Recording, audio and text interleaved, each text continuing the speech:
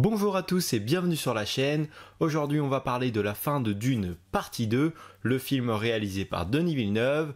Je dois vous prévenir qu'il va y avoir que du spoiler, donc c'est parti. On peut déjà noter que depuis que Paul a bu le venin du ver des sables, il a complètement changé. Pour rappel, ce venin lui permet de voir le passé, mais également plusieurs futurs alternatifs. On va le voir réunir les Fremen du sud et du nord, ce qui est déjà un exploit en soi, et il va mettre à genoux l'empereur Shaddam IV. Mais pour cela, il va devoir affronter en duel Feyd Rautha Harkonnen, un autre prétendant au trône, ainsi qu'un dangereux combattant. Après un combat assez compliqué, il ressortira vainqueur et mettra cette fois-ci l'empereur à genoux pour de bon. Il va donc prétendre au trône qui doit lui revenir de droit puisque Arrakis était aux mains de sa famille et il en est le dernier descendant et il va donc pour cela demander d'épouser la fille de l'empereur. On voit mal qui pourrait lui résister, mais malheureusement les grandes maisons ne sont pas de cet avis.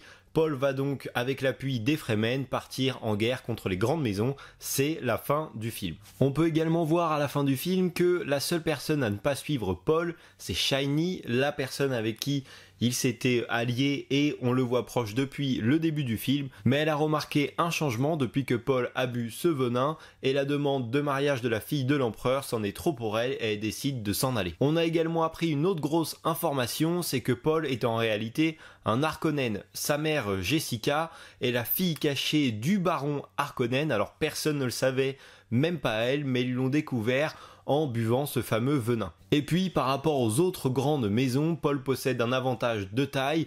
Déjà, il se bat avec les Fremen qui le voient comme le Messie, donc ils donneront leur vie pour lui. Et il a également repris le contrôle d'Arrakis, qui est la seule source de l'épice dans l'univers, et cette épice est indispensable à la survie de tout le monde. On peut donc attendre un Dune numéro 3, normalement rien ne devrait s'y opposer, étant donné que le film est d'une qualité remarquable, que le film a également fait beaucoup de bruit à sa sortie, le bouche à oreille devrait se faire et toutes les critiques qui sortent sont vraiment bonnes.